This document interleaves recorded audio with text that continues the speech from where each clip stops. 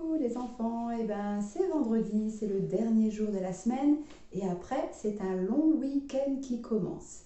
Alors aujourd'hui je vous propose 3 vidéos, donc une où on va parler du cahier du jour, et puis je vais vous parler un petit peu du programme de la journée, une autre où on va terminer l'évaluation de maths qu'on a commencé hier et une troisième à regarder en secret de maman avec soit papa, soit un adulte, une nounou qui peut vous aider, ou un grand frère et une grande sœur, qui peuvent vous aider à le faire. Mais aussi, vous pouvez vous débrouiller tout seul. Mais c'est peut-être bien de se faire aider, si vous pouvez, par un adulte ou une mamie, un grand-père, voilà, une grand-mère, d'accord ? Voilà, alors, on va commencer aujourd'hui, donc nous sommes vendredi 29 mai. Et vous allez pouvoir ouvrir votre cahier du jour et écrire la date, tirer un trait, et là vous allez écrire un grand titre. Dictez 2 mots et 2 phrases. Phrase, je n'ai pas mis de S parce que je vais vous donner une phrase. En fait, je vais, comme lundi, c'est la Pentecôte, c'est un jour férié, on ne va pas pouvoir faire la dictée la semaine prochaine. Donc, aujourd'hui, je vous donne des mots plus une phrase. D'accord, pour vous entraîner pour le CE2. Donc, vous écrivez dictée 2 mots et 2 phrases. Quand vous avez fini d'écrire tout ça, on commence la dictée. Vous pouvez faire une petite pause en attendant. Alors, on y va. Premier mot, vous allez écrire travailler. Donc, au stylo Bible, bien sûr, on passe des lignes pour que vos parents puissent bien vous corriger. Donc, travailler.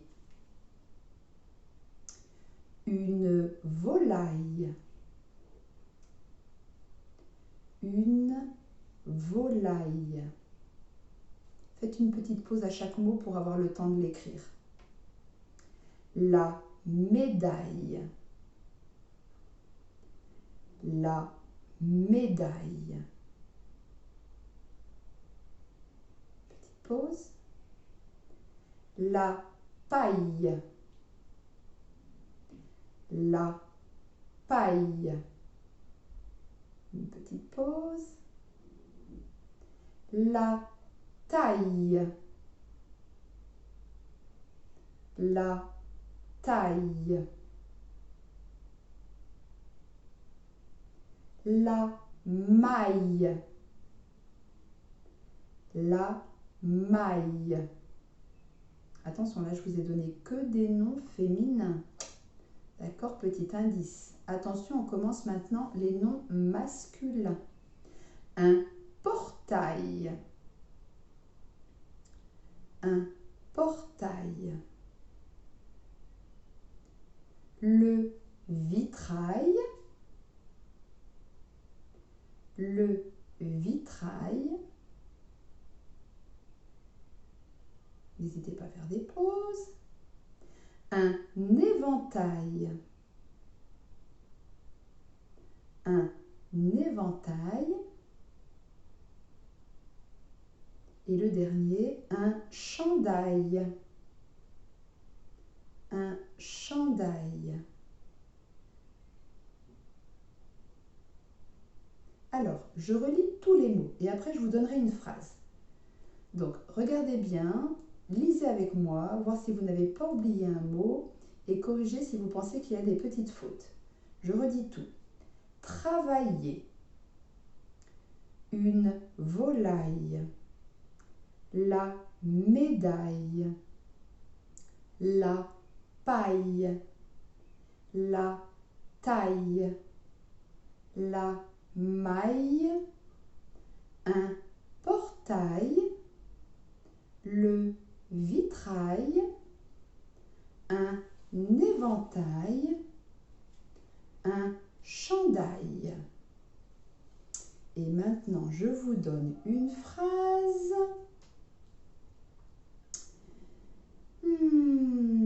Ah ben tiens, avec du futur. Alors, vous allez écrire avec un D majuscule. Vous allez essayer de vous souvenir comment s'écrit ce mot. Demain, virgule, demain, virgule, je vais vous lire toute la phrase. Vous travaillerez vite et vous gagnerez une belle médaille. Point. Allez, on essaye. Demain, vous travaillerez, donc vous savez, vous connaissez l'infinitif, travailler, d'accord? Vous travaillerez, vous écrivez l'infinitif et la terminaison avec vous pour le futur. Vous travaillerez vite, là il n'y a pas de piège, et on peut dire et puis, donc le petit et vous gagnerez, ça on l'a écrit souvent le verbe gagner, et on l'a appris aussi quand on a vu le son gne. Le son gne, je vous donne un indice avec GN, gne. Vous gagnerez, donc vous écrivez gagner à l'infinitif et vous rajoutez la terminaison avec vous, et vous gagnerez une belle médaille. Point. Et c'est tout pour la dictée. Je répète toute la phrase. Demain, vous travaillerez vite et vous gagnerez une belle médaille. Une belle phrase au futur. Donc vous relisez tout. Vos parents ou l'adulte qui s'occupe de vous fluote les mots où il y a des erreurs et vous reprenez, mes amis, les mots pour essayer de corriger tout seul et vous réécrivez le mot au vert juste au-dessus en entier pour bien le mémoriser. Voilà. Vous faites une pause pour faire tout ça et ensuite vous revenez vers moi et je vous explique la suite. Alors, la suite. Vous imprimez ça sur le Padlet, les petits exercices sur les antonymes.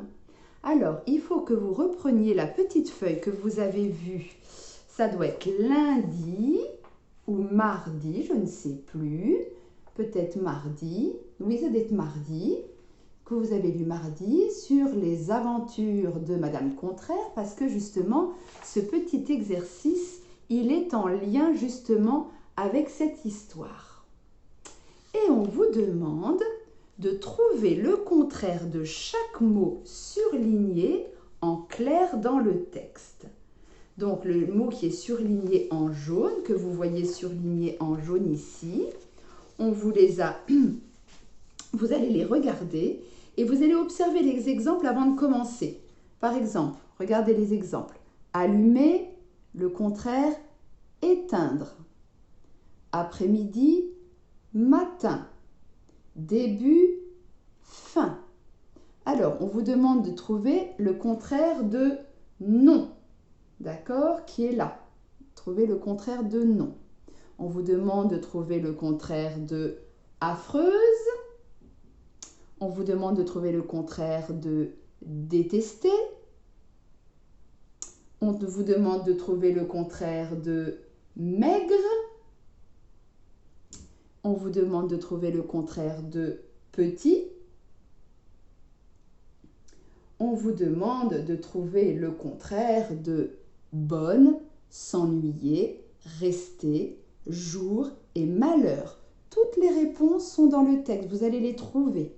D'accord? N'hésitez pas à vous faire peut-être un petit peu aider. Et puis ensuite, tu as compris? Alors, tu dois pouvoir deviner la couleur de la seconde chaussette. Complète la phrase et colorie comme il conviendra. Donc, lis un petit peu cette fin d'histoire et puis tu colories la chaussette de la bonne couleur. D'accord? Ça, je laisse faire tout seul. Cette feuille-là, ensuite, vous la pliez en deux et vous la mettez dans votre cahier du jour. Vous la collez dans le cahier du jour. Mais il faut vraiment que vous ayez ça sous les yeux pour vous aider. Voilà, vous faites bien corriger. Donc ça, c'est sur les antonymes. Alors, ensuite, après ça, quand vous avez fait ce petit exercice sur les antonymes, il y a une petite leçon à imprimer, voilà, qui est là, sur le Padlet, que vous allez lire et qui sera à coller dans le petit cahier jaune. D'accord? Donc, si on la lit ensemble, n'hésitez pas à faire une petite pause pour aller la chercher. On appelle antonyme deux mots qui ont des sens contraires. Alors, pour dire le contraire d'un mot, on peut soit employer un autre mot. Par exemple, le contraire de petit, ça va être grand. Le contraire de vieux, ça va être jeune. Là, le contraire de loin, ça va être près. Ce sont des mots complètement différents. Mais aussi, dans certains cas, on peut ajouter un petit mot qui s'appelle un préfixe. Et ce sont les lettres du début du mot. Alors, il peut y avoir un IN, un IM, IL, IR, ça peut être D ou mal, vous allez comprendre. Du coup, ce sont des mots qui appartiennent à la même famille. Par exemple, le contraire de juste, on ne peut pas dire pas juste. Non, le contraire de juste, on met un devant et ça fait injuste. Vous allez voir justement dans la petite leçon. Le contraire de possible, on met IM devant parce qu'il y a un P, ça fait impossible. On ne peut pas dire pas possible, on dit impossible. Le contraire de lettré, qu'est-ce que ça veut dire quelqu'un qui est lettré? Ça veut dire que c'est quelqu'un qui connaît bien les lettres, qui connaît bien les mots, qui aime beaucoup les livres, qui aime beaucoup lire, qui a beaucoup de vocabulaire. Et le contraire, on met illettré. C'est quelqu'un qui est illettré, c'est quelqu'un qui ne sait pas lire, qui ne connaît pas ses lettres. Voilà. Le contraire de réel, c'est irréel. Donc on met ir devant. Le contraire de faire, c'est défaire, on met dé. Le contraire de heureux, c'est malheureux. Hein? On ne dit pas heureux. Le contraire de heureux, c'est malheureux. Alors il faut savoir, comme pour les synonymes, que les contraires, ils ont le contraire d'un mot et de même nature. Par exemple, le contraire d'un adjectif, ça va être un adjectif. Le contraire d'un nom, ça va être un nom. D'accord? Le contraire d'un verbe, ça va être un verbe. Donc ça, il faut bien faire attention. Comme pour les synonymes. Donc vous lisez bien cette leçon et vous la collez dans votre cahier, petit cahier jaune, le cahier de leçons, et vous aurez l'occasion de le réapprendre parce qu'il va bien, tous les petits exemples là, il va falloir bien les savoir. Et puis on va en faire d'autres la semaine prochaine. D'accord? Tout ça, c'est pour augmenter votre vocabulaire. Il faut que vous ayez beaucoup de vocabulaire pour ensuite faire des belles productions d'écrit et pour bien parler, pour dire les mots justes quand on parle. Ça, c'est très important. Et puis ensuite, le cahier du jour est terminé et vous allez pouvoir finir par la petite évaluation sur être et avoir au futur. Vous voyez, elle est toute courte, on ne l'a pas fait longue du tout.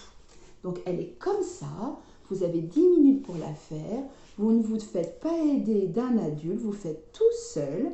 Je vais lire avec vous les consignes. Il y a deux exercices différents. Le premier, on l'a déjà fait au tableau dans votre cahier du jour. Il y a être, tu, au futur. Donc vous dites à chaque fois dans votre tête demain, tu. Avoir, nous, demain, nous.